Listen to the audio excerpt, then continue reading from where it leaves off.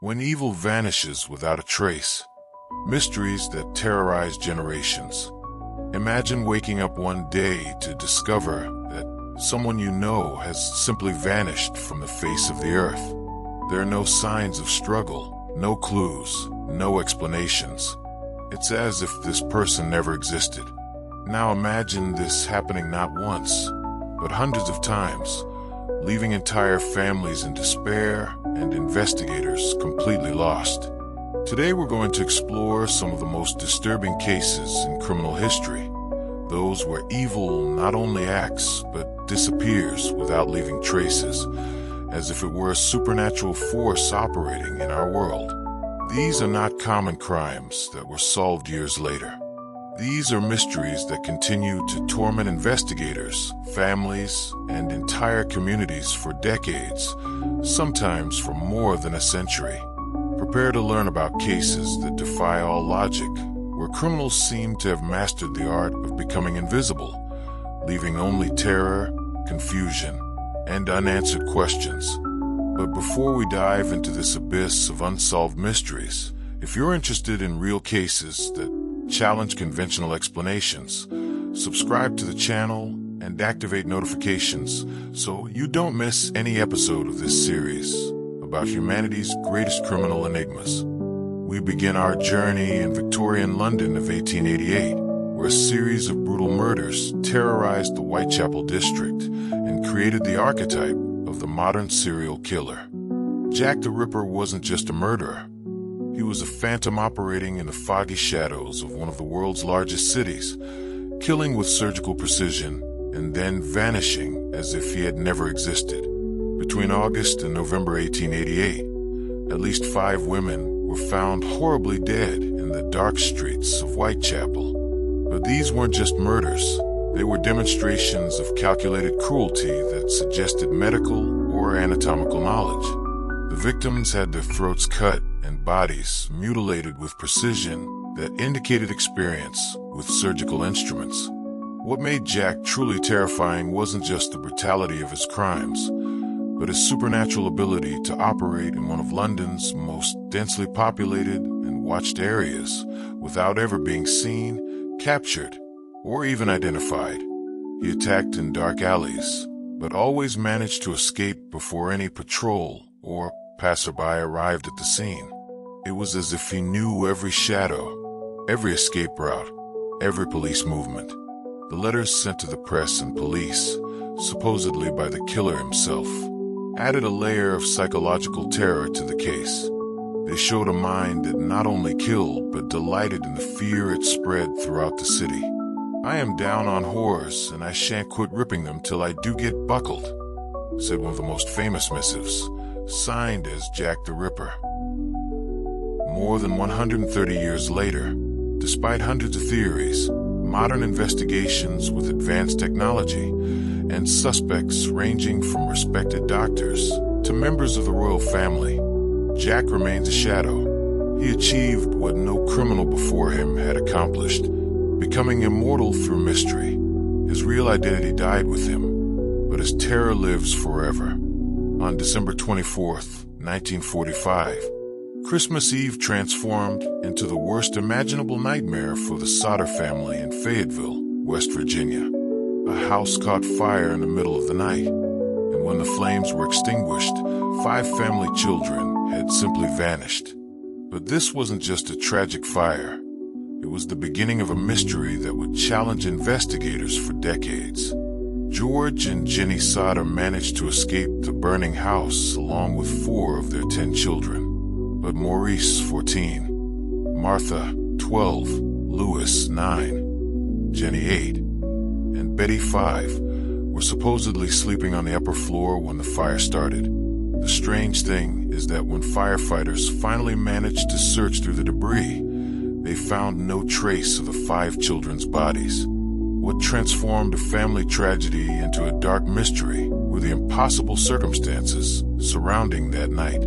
The house phones had been cut. The family truck, which George tried to use to rescue the children through an improvised ladder, mysteriously wouldn't start, although it had worked perfectly the day before.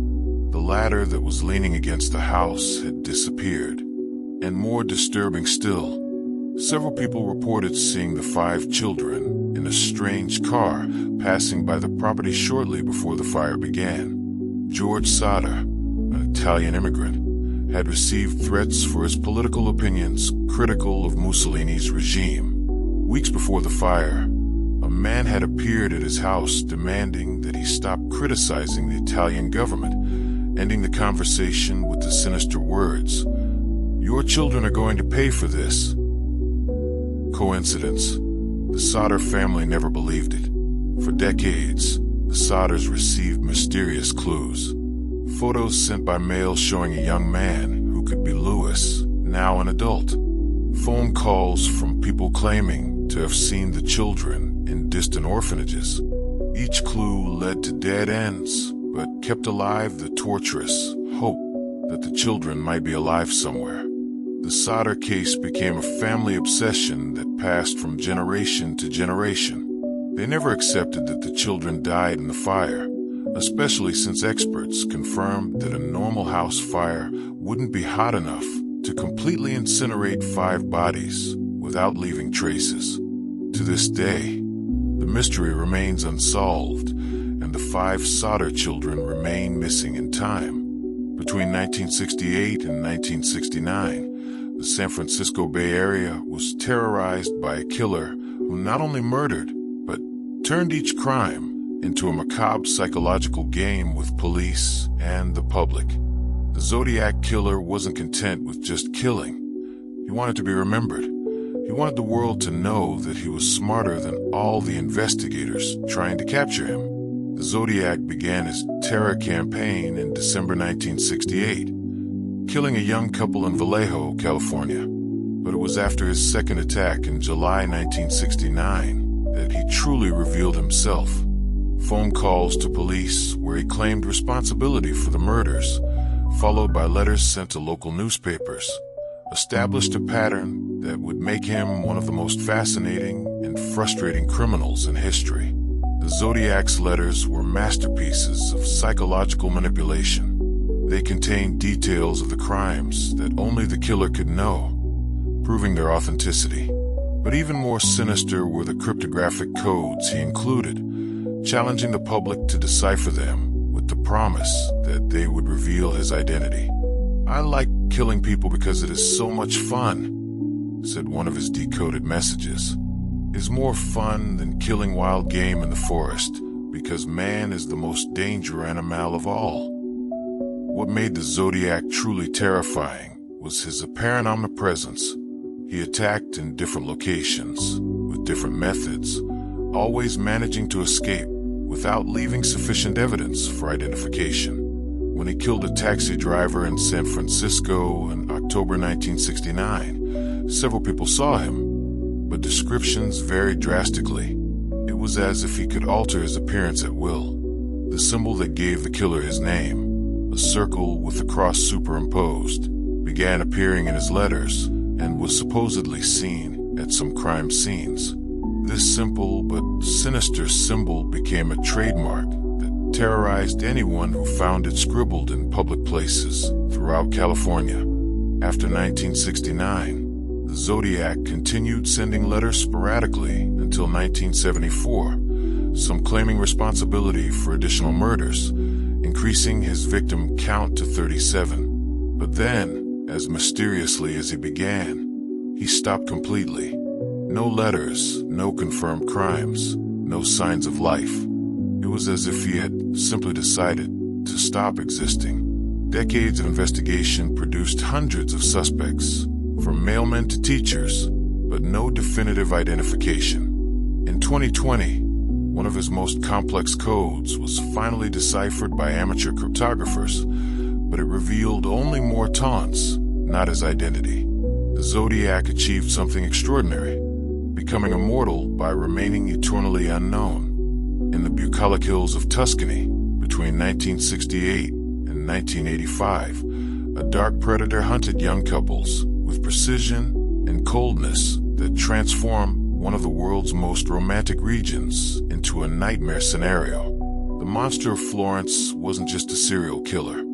He was a phantom who operated for almost 2 decades without ever being identified, leaving 8 couples dead and an entire region terrorized. The attack pattern was so consistent it seemed almost ritualistic. The monster attacked exclusively young couples seeking privacy in isolated rural areas around Florence. He would silently approach parked cars, kill the man first with precise shots, then drag the woman out of the vehicle and mutilate her with a knife, removing specific body parts. It was a macabre orchestration that suggested not just bloodlust, but some type of disturbed personal ritual. What made the monster truly terrifying was his supernatural patience. He could go years without attacking, making the population relax and begin to believe he had stopped or died. Then, when least expected, he would return with the same deadly precision, as if he had never left. This ghostly nature made young couples completely avoid rural areas for decades. Investigations revealed details that made the case even more sinister. The same weapon was used in all attacks, a .22 caliber Beretta pistol, and ballistic analysis showed that some bullets used in 1980s crimes were identical to those used in the 1968 double homicide.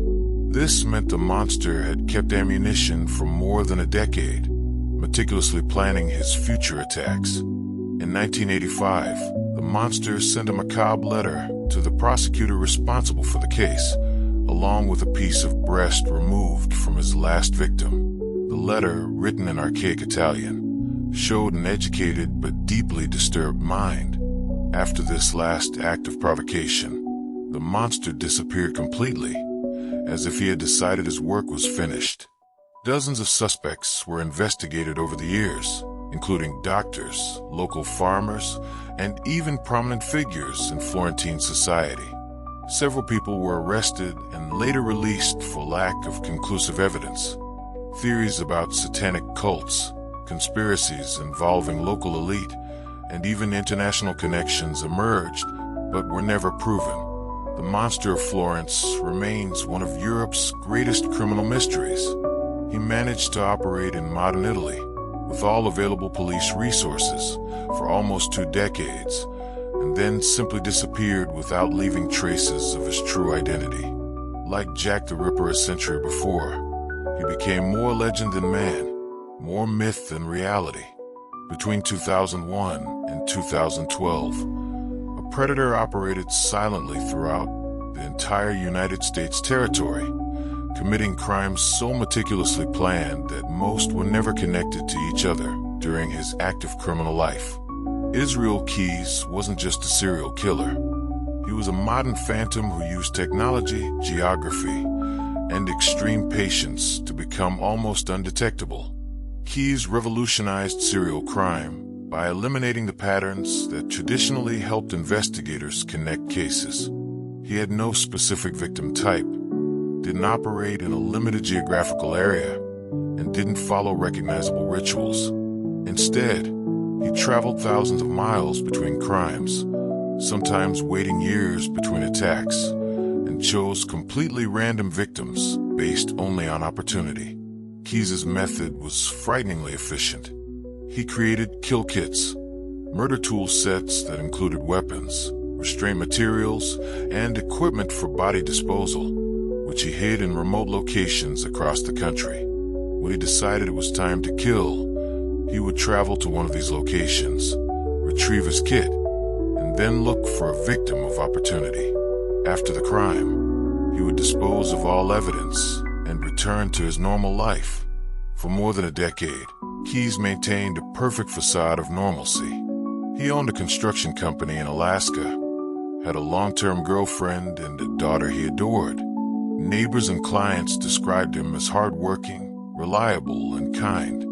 No one suspected that he regularly traveled to other states with the sole purpose of killing innocent strangers. Keyes' downfall came when he broke his own strict rules. In 2012, he kidnapped and killed Samantha Koenig, an 18-year-old who worked at a coffee stand in Alaska.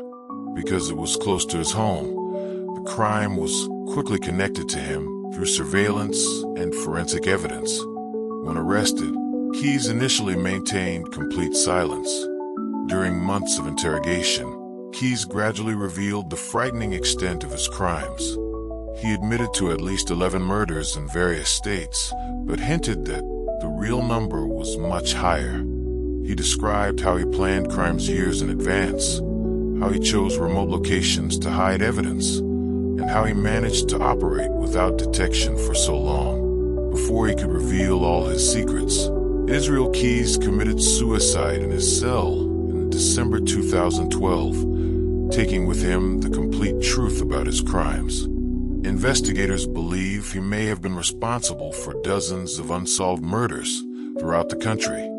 But without his cooperation, these cases may remain mysteries forever.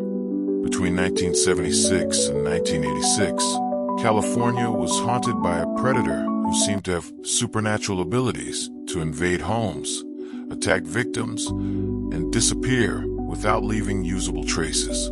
The East Area rapist/original Night Stalker, EARONS, wasn't just a criminal. He was a phantom who terrorized entire communities and defied all of California's police force for a decade. EARONS began as a serial rapist in East Sacramento, attacking women alone in their own homes during the early morning hours. But his invasion skills were almost impossible to explain. He could enter houses without making noise, navigate in the dark through unknown layouts, and escape before police arrived, even when neighbors called immediately after hearing screams. What made EARONS truly terrifying was his obsessive preparation.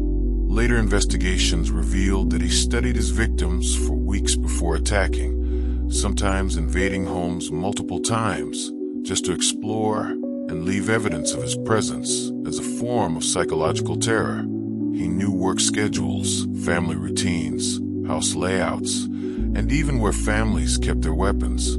As years passed, EARONS escalated from rape to murder, transforming into what became known as the original Night Stalker. Between 1979 and 1986, he killed at least 12 people, always couples, always in their own homes. His methods remain consistently ghostly: silent entry, total control of the situation, quick execution, and escape without leaving useful evidence. Throughout his criminal career, EARONS made hundreds of threatening phone calls to previous victims, police, and random people, always using devices to disguise his voice. These calls continued for years after the attacks stopped, keeping psychological terror alive even when physical crimes ceased. For decades, EARONS remained a phantom.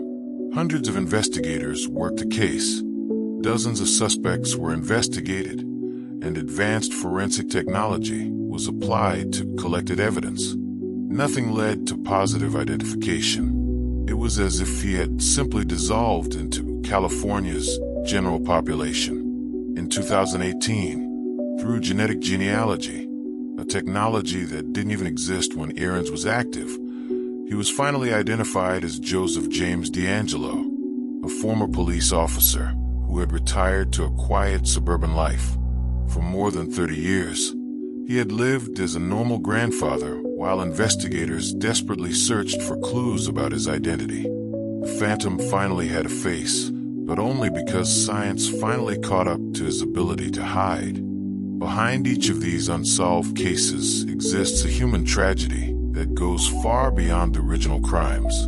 When evil disappears without a trace, it leaves behind shattered families who can never find closure, communities living with permanent fear, and investigators who carry the weight of failure for decades. Zodiac victims' families still meet annually, decades later, hoping new clues might finally reveal their loved one's killer's identity. Children who lost parents grew up never knowing why, carrying generational trauma that passes to their own children. Mystery doesn't just kill, it infects generations. The Sodder parents spent their life savings searching for their 5 missing children, following false leads across the country, never able to accept they might be dead, until the day they died, George and Jenny Sodder maintained hope their children would come home. This hope became a curse that prevented them from properly processing their loss. In Tuscany, entire generations of young couples changed their romantic behaviors because of the Monster of Florence. Fear became part of local culture, passed from parents to children as toxic inheritance. Even today, decades after the last attack, many locals still avoid certain areas at night. The psychological impact of ghostly predators goes beyond direct victims. Entire communities develop collective paranoia. Neighbors begin suspecting each other, and the fundamental social trust that keeps societies united begins to erode. When anyone can be the hidden monster, everyone becomes a suspect. Investigators who work these cases for decades without resolution often develop obsessions that destroy their own personal lives. They carry the weight of victims they couldn't protect, families they couldn't help, and communities they couldn't make safe. For many, these cases become more than work. They become personal missions that consume their existence. We've reached the end of this journey through criminal history's most haunted mysteries, but the shadows we've explored continue extending through time, touching new generations and creating new fears. These cases teach us a fundamental truth about evil's nature. Sometimes the absence of answers is more terrifying than any truth we could discover. What makes these predators truly haunted isn't just what they did, but the fact that they managed to disappear so completely, they became more myth than reality. They achieved a form of immortality through mystery, living forever in the unanswered questions they left behind. But there's hope even in the darkest shadows. Each advance in forensic technology, each new investigative technique, each retroactive DNA analysis brings us a little closer to truth. Cases that seemed impossible to solve decades ago are regularly broken by new scientific discoveries. EARONS' phantom was finally captured after 40 years, proving that even the darkest shadows can eventually be illuminated. Meanwhile, we must remember these cases aren't just entertainment. They're reminders of real lives lost, real families destroyed, and real communities terrorized. Each unsolved mystery represents a collective failure to protect the innocent and bring justice to the dead.